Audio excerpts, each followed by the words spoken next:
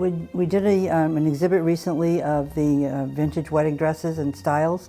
Not only dresses, but we have some unmentionables, we have some men's outfits too, which we will get to. We want to start here with dress number 1, and this is Minnie. And Minnie's dress is from 1865. It's not a traditional white wedding dress. We're not really sure why. It may have been that the Queen Victoria, who first started wearing white, started that tradition, had not yet gotten to America, possibly, or the other thing, maybe her family couldn't afford a white dress. We're assuming that this was probably her Sunday best. It's a beautiful dress. It's held up really, really well. Inside you can see it's deteriorating, but we're trying to preserve them as best we can. The nice surprise about this dress when we started putting her on the mannequin was that we found this lovely little hanky tucked inside the dress, and that was kind of a nice little surprise. I'm going to move on here to this dress here. This is named Helen. We did name all the dresses just to make it easier to figure out which dress as we were setting up the displays to put where.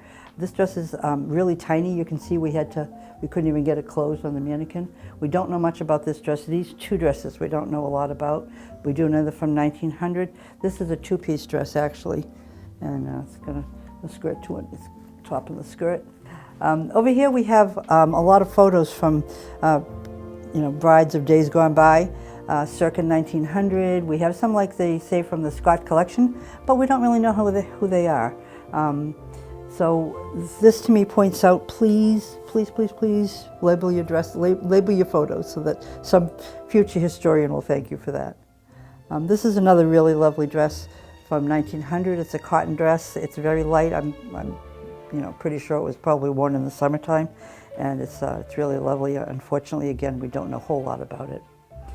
This corner over here we have dedicated to Ella Bigelow. She was a pretty prominent figure in Marlborough.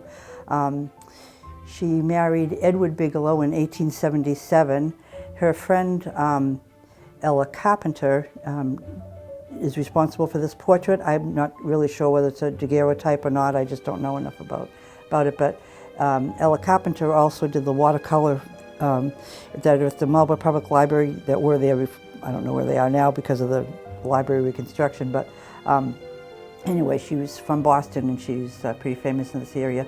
Ella Bigelow wrote a book on the historic reminiscences of Marlborough. She lived in a very large house on the corner of Pleasant and Lincoln Streets. It was called the Hide and Seek House, and for a quarter Ella would give tours of the Hide and Seek House. Now we have some more photos over here that are a little bit more recent than the previous group you saw. One of our trustees, this is her mother and her father and their wedding party. This couple here, Arthur and Lorraine Sharon from Marlborough, it's pretty cool where they were married in the 70s and he was wearing the white suit, and that's pretty indicative of that phase. Here we have Mary Wenzel. We will see her dress in the next room. This is a picture of her actual wedding, and she donated her dress recently to us, and we will see that then. Over here is the Fry girls. They were John Fry's daughters, Della and Carrie Fry. Della was married in 1907, and Carrie was married in 1912. And we also have Carrie's shoes, and we have a little kind of a Fry little setup here. On the mantle up here we have some more pictures, again circa 1900. There's one up there is 1896. We do have a name on that, Alice Avery and Robert Estabrook. The couple in the middle were married in 1940. Actually, I think they were married in 1950. I think I made a mistake on that date. It's actually it's a relative of my brother. It's my brother's in-laws, and she is 91, and she's amazing. She's still with us. And then again, some more wedding party. Johnny's son. That's how the back of it says. Who's Johnny's son? I don't know, but Anyway, again, another reason to please label and date your photos if you think, whenever you can. Okay, moving on, this is the dress of Lydia, and Lydia was the mother of one of our trustees, and what I'd like you to notice on this one is the train. She's a beautiful, nice long train, and there's the you know, their wedding picture with their whole bridal party. And those big hats, those picture hats, were very popular in the 40s. They were married in 1940. I have a photo at home of my aunt at that time, and she was in a wedding, and she's also wearing one of those big hats, and that was the way it was then. When her daughter was putting this together, she found her mother's sex books in her nightstand. So anyway, good reading, I guess. The fact that her daughter's here, she read the book, I guess, so she knew what to do. I'm going to move on into this room here. We have our underwear section, unmentionables. It's pretty interesting. This here, there's some silk stockings, I believe they're silk, and they have beautiful embroidery on them. And you know, this embroidery of a nice little half slip kind of thing. These are pantaloons. And what we found interesting when we were doing our research here was that this was actually marketed for children, young girls. This is 1912, and the ad reads that your child must be kept healthy to be, or she cannot be beautiful, which is kind of sad, really, you know. Kind of a teddy. They have those too. I think these are from around the 30s, maybe. This here, it was kind of like, I kept looking at it and saying, wow, that must have been so uncomfortable, the corsets to make them be in this position. But I found, this is called the S curve, and if you look at that over there, that also there, women were encouraged to dress like that. But then I found out that there's actually a lot more padding than you realize. So it's not that they are bent into that position, that they're kind of padded to look like that, if that was the style at that time. And that was after Queen Victoria. That's the Edwardian era of that. We've got some more cotton undergarments. This one here is pretty cool. It's got the split on the bottom, so the ladies could, you know, they're wearing all kinds of slips and everything else, and hoops and whatever, so that helped them use the bathroom when they needed to. Behind us here, we have a lovely nightgown and a bed jacket. And again, I don't have much information on it. My guess is it's probably the 20s to 30s in that generation. Okay. Moving forward in here, this room has some pretty interesting stuff. This is Nancy. Nancy is really lovely, but we don't know a whole lot about her. She has some beautiful embroidery on this free-flowing, panel on the front, and it's kind of hard to see the back. Let me see if I can maybe move her a little bit. You can get her. No, I don't want to knock her over. But on the back, she has a very large bow of this material with this kind of embroidery. It looks like a big butterfly. It's really pretty. Over here, we have Carlton Allen. Carlton was Marlborough's mayor from 1946 to 1951. That outfit was donated by his wife. There's a wedding picture of them there. It's kind of interesting, they were married in September, but that wedding picture was taken in January, a year later, 1927, like a couple of months later. And I believe that that's Carlton Allen's parents in that other photo there.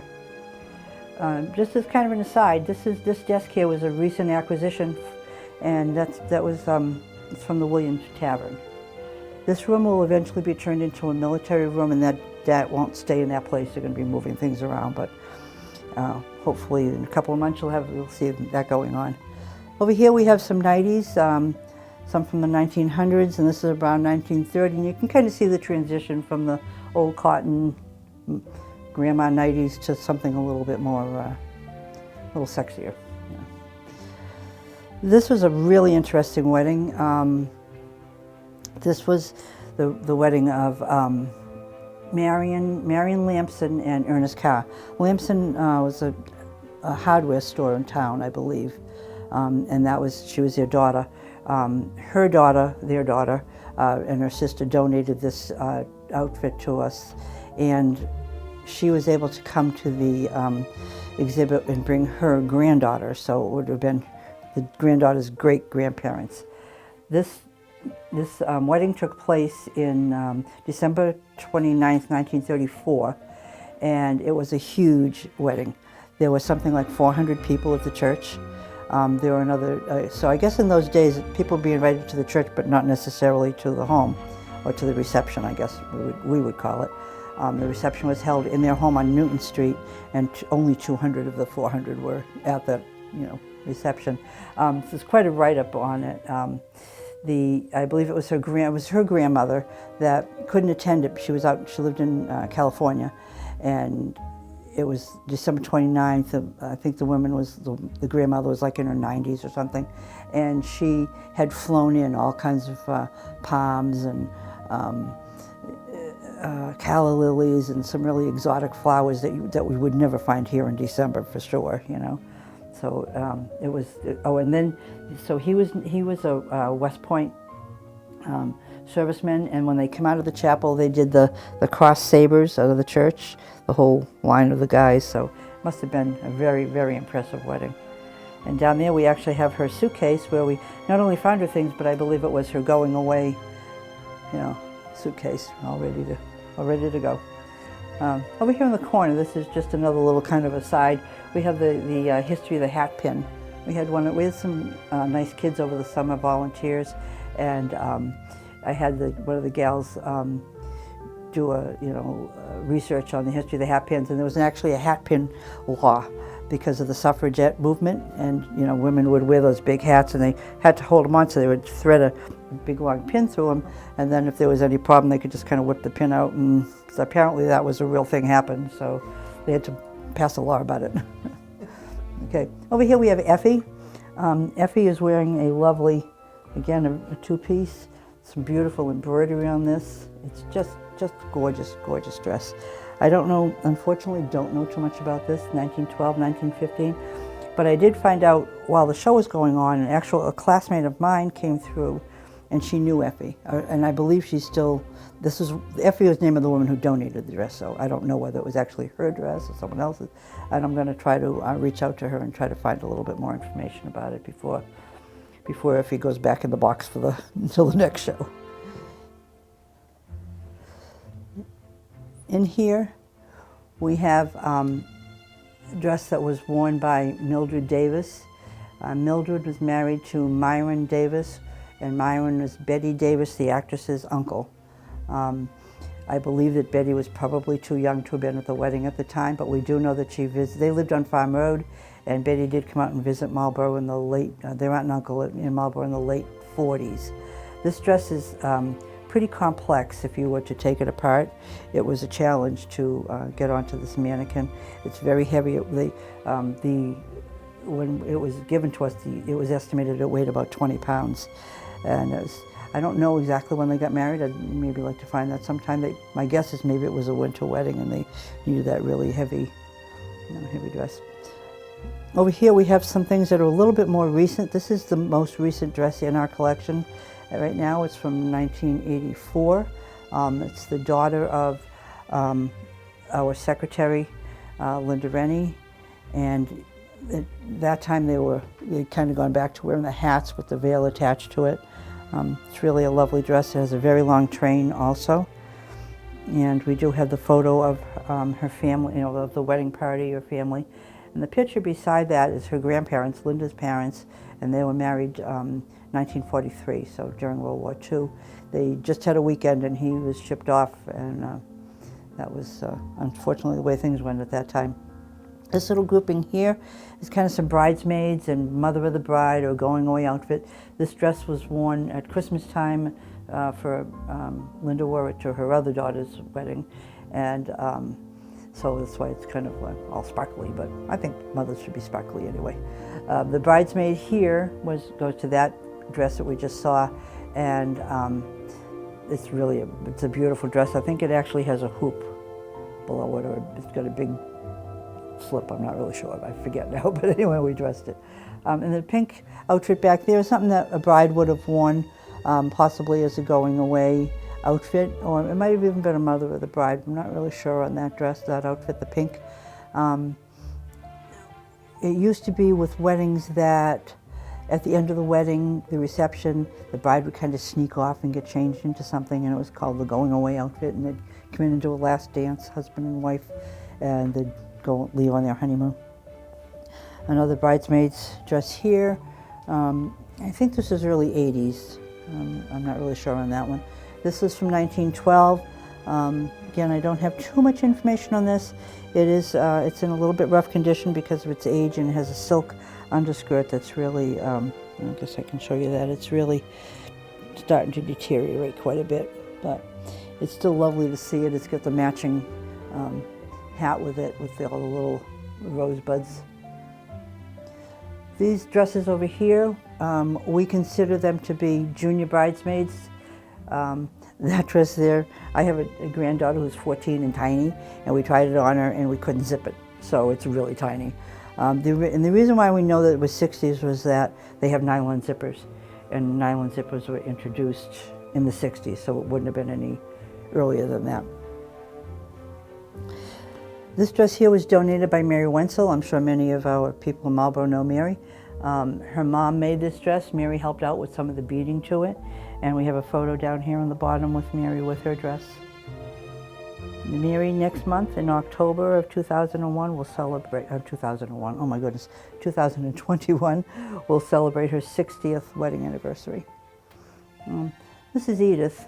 Edith is another one of those lovely cotton dresses. Unfortunately, we don't know a whole lot about, but she has some pretty stockings here, pretty cotton stockings.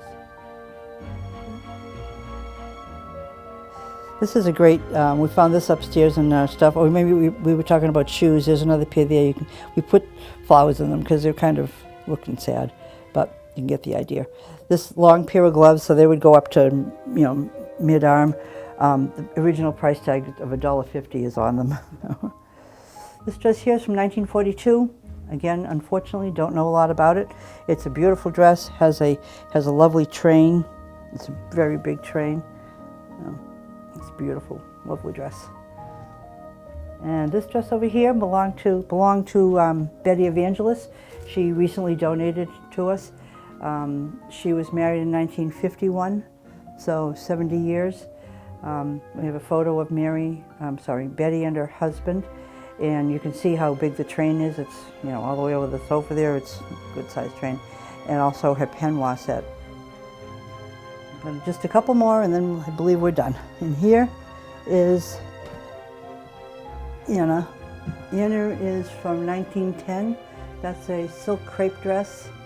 That dress also has a beautiful back. There's a lot of beading to it, and it's really pretty with a nice lace insert on the bottom here. A couple more cotton nightgowns from the early 1900s. And these were ball gowns, and they were worn in about 20s, maybe the 30s. I don't really have a date on these, but that's what we were approximating just from the way, and they're cut on the bias, so it gives them the less swirly, being able to dance. They're lovely.